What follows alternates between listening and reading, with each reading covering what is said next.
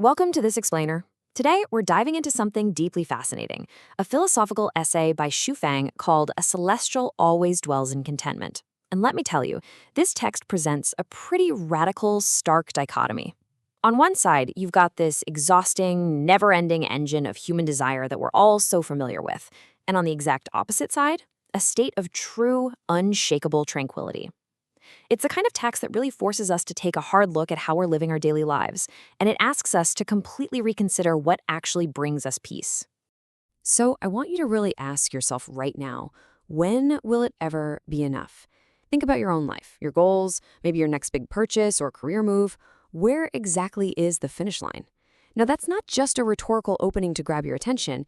It actually plunges us straight into the central philosophical dilemma of Zhui Shufeng's text.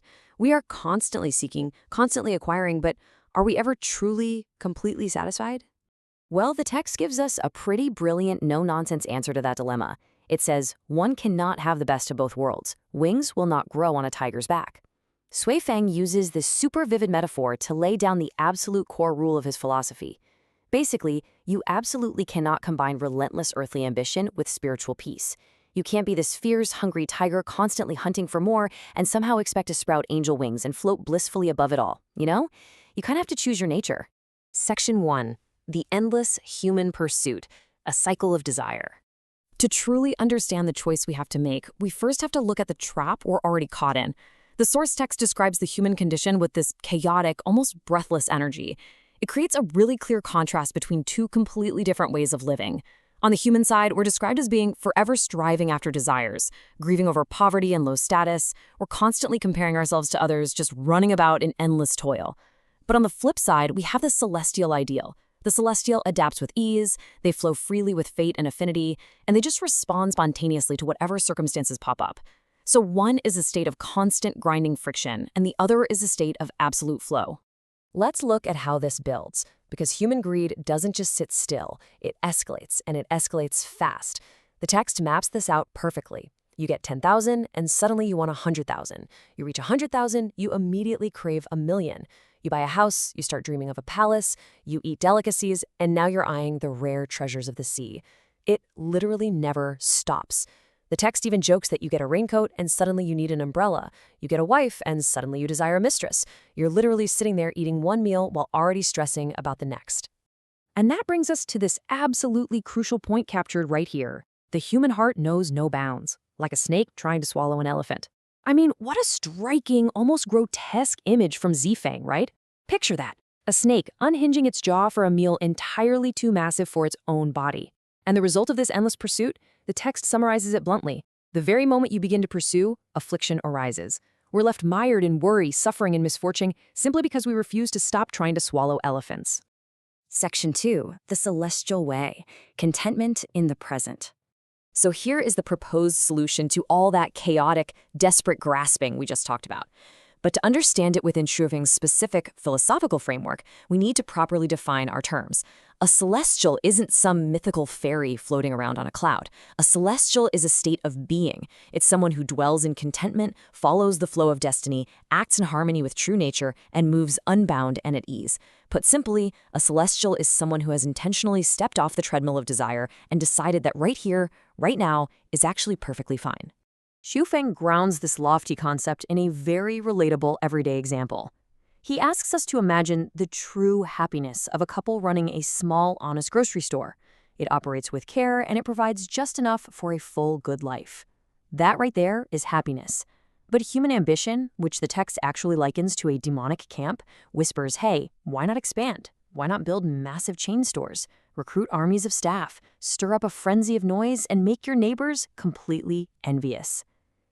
The celestial, however, looks at that small grocery store and simply says, this is enough. Section 3. Inside the Second Home. A Constructed Paradise. Now, you might be wondering, how does this philosophy actually look at a micro-community level? Well, we can look at the actual lifestyle of Xu Feng's followers, who are referred to as Qianyan Celestials. According to the text, the reality within specific communities, like what's called the fourth branch of the second home, is incredibly specific and, honestly, intensely carefree. Followers dwell in a picturesque environment. They're well-fed, they're warm, they sleep until they wake up naturally, there is no management, no supervision, and no burdens weighing on their hearts. Shuifeng states he has completely washed away their worldly attachments. Their only real instruction? Just flow with life. Act naturally, do your best, and boom, you are already in a celestial realm.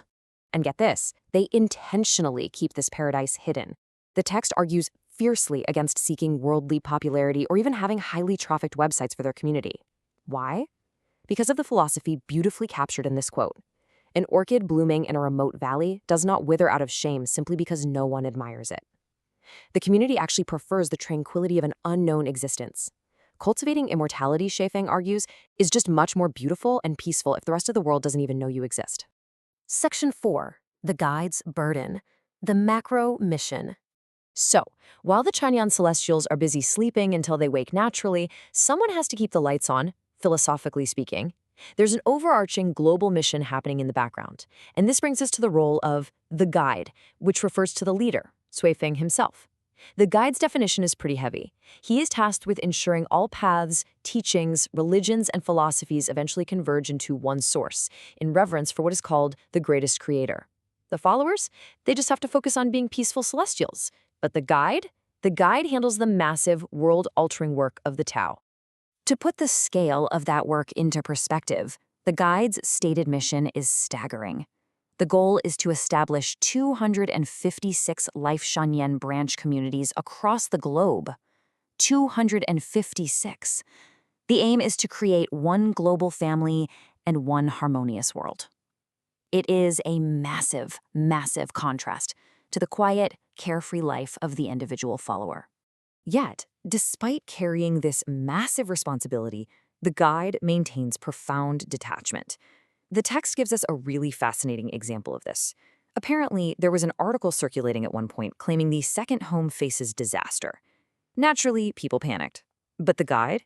He explains here that this supposed disaster was actually merely a PR strategy to promote the community and a small test to gauge the spiritual depth of his followers. He notes that even if the entire second home disappeared completely, he wouldn't be alarmed. Why? Because everything unfolds within the Tao. As he puts it, the emperor isn't in a rush, so why should anyone else be? Section 5. Embracing natural tranquility, the end goal. Achieving this level of supreme detachment requires an ultimate surrender to nature, to time, and to the present moment. The text outlines two necessary psychological mindsets for dealing with the world without losing your peace. First, if you're cultivating virtue, you need the mindset of wood and stone. This means totally stripping away all vanity, because even a tiny trace of vanity drags you right back into that chaotic realm of desire. But if you absolutely must interact with the world and manage affairs, you need the spirit of drifting clouds and flowing water. You have to move through tasks without a single hint of attachment, because attachment leads straight back to danger.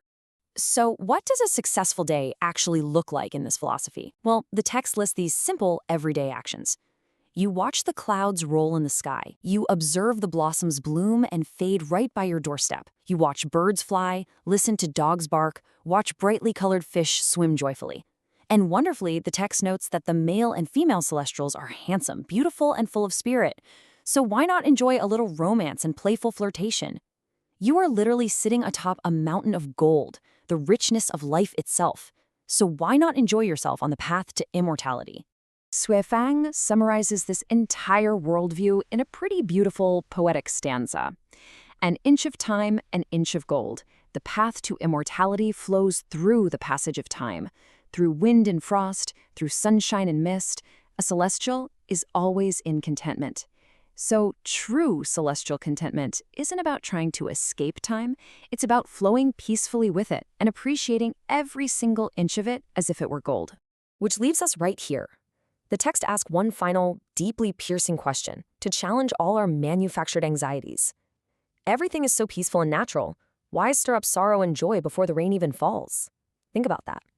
How much time do you spend worrying about things that haven't even happened yet? Are you suffering through the storm before the first drop of rain has even hit the ground? Take a breath. Stop trying to swallow the elephant and just let the clouds roll by. Thanks so much for joining me on this explainer. I'll see you next time.